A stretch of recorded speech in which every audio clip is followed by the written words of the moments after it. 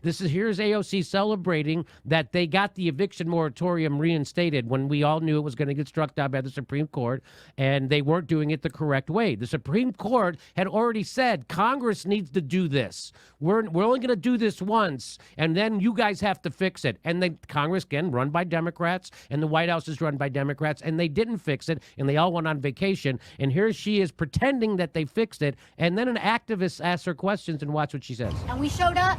People said, how are you going to do it? What's your 10-point plan? What are you doing 5:30 p.m. on Saturday? How many days are you going to be here?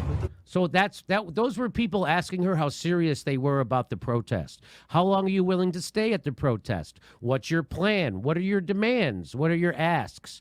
And so that's her dismissing what you're supposed to do when you're an activist. So that's the stuff that they would say to us at Force the Vote.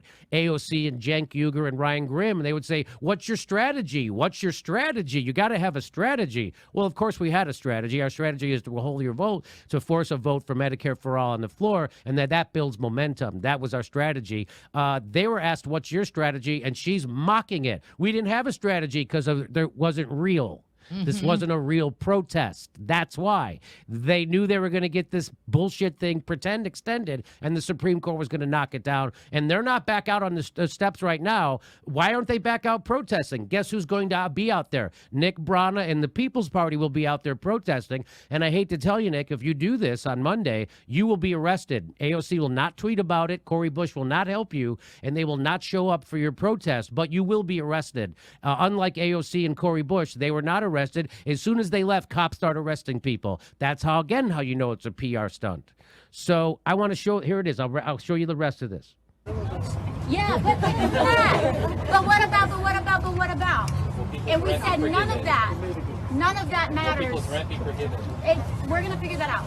So that was Franco from Frank Analysis asking, will people's rent be forgiven? Because that's a huge deal. And she just dismissed it. We're going to figure that out. They didn't figure it out. It's not, those people are in the same position they were when that question was asked. They didn't figure it out. That was a lie. That was her trying to dismiss an activist asking a question. Here we go. But what are you going to do? You asked us what we're going to do. What are you guys going to do? Here's what we're going to do. The CDC just announced an eviction moratorium, and what we're here is for our reasons known and unknown. So our reasons known was to make sure that we extended this moratorium. That's what we're here to do. What about the 10%? What about the 10%? Okay, we're going to turn on some music now. What about the 10%? Wow, it's disgusting. That is stomach churning. They were being asked, what about the 1.1 million people who aren't covered in this eviction moratorium? What about them? Should we try to have a plan to help those people?